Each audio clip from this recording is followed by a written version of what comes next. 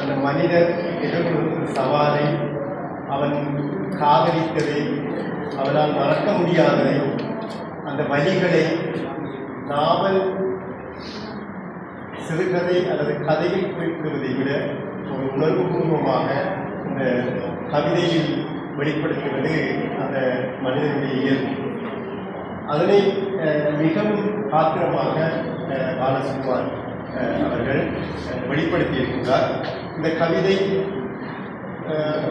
3 வெளிப்பாட்டை கொண்டிருக்கிறது. ஒரு ஆளுமைகள் பற்றியது, 2வது அவர் இலங்கையில் நடந்த முக்கியமான சம்பவங்கள், 3வது அவரோடு அவருடைய மகளை மையப்படுத்திய அனாமிகாவை மையப்படுத்தியதாக காணப்படுகிறது. கிட்டத்தட்ட 52 கவிதைகள் இருக்கின்றது. உண்மையிலே அது சப்பை என்கின்ற நம்ம சொல்லுவோம், சப்ப மேட்டர்ன்னு சொல்லி அந்த விஷயத்தை அவர் புலம்பெயர்ந்த வாழ்க்கையை வெளிப்படுத்துவதாக நான் அதை பார்க்கக்கூடியதாக இருக்கின்றது. சப்பை கவிதைகள் சொல்லவா, சரிநிகர் சமானமாய் மௌனத்தை பிரித்து தொங்க போட்ட சப்பை கதைகள் சொல்லவா, வெப்பமில்லாத நாடு இது, சூடேறிக்கொள்ள சப்பை கதைகள் நிறையவே உள்ளன சப்பை சப்பையாய் என்கின்ற அந்த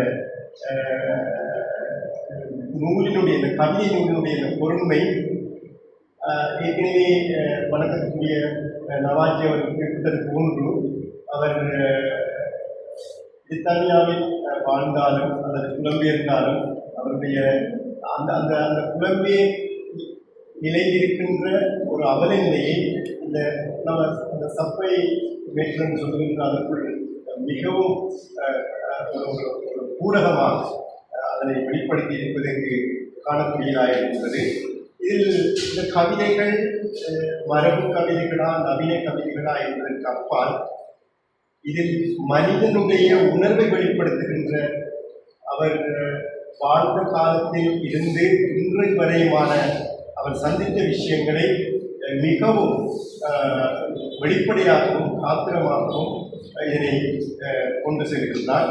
அதில் அந்த மந்திர சொல், தன்னுடைய மகளை பற்றிய அந்த விஷயத்தை வெளிப்படுத்துகின்ற பொழுது, என்னை மயக்கும் மந்திர சொல்லி உன்னை நினைத்தே உதித்தெழும் அதிகாலை, காலை நேரத்து பூபாலமாய் ஒரு காவியத்தின் நாயகியாய் என்கின்ற அந்த தொடர் அவரது மகள் சார்ந்த விடயங்களை மையப்படுத்தியதாக தருகின்றது. அவர்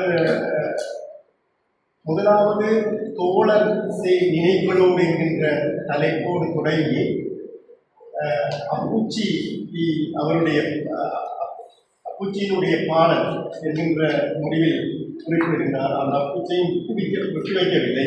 அப்பூச்சி அடிக்கடி பாடுகின்ற பாடல், அடிக்கடி பாடும் அந்த ஆப்பாட்டி பாடல், கண்ணீருடன் கலந்த மனதுடன் நான் என்கின்ற அந்த வரிகள் மிக முக்கியமானது. ஒரு தந்தையையும் அவர் மறவாது, தாய் மண்ணையும் மறவாது, தன்னுடைய குழந்தையையும் மறவாது அந்த கவிதையை ஒரு உணர்வுபூர்வமாக படித்திருப்பது சிறப்பானது. இந்த கவிதை என்னை ஒரு உணர்வுபூர்வமாக படிப்பதற்கு என்னை தூண்டியது. அதே போல் உங்களையும் தூண்டும் என கூறிக்கொண்டு இந்த அறிமுகத்தை செய்வதற்கு அழைத்த என்னுடைய ஆசான்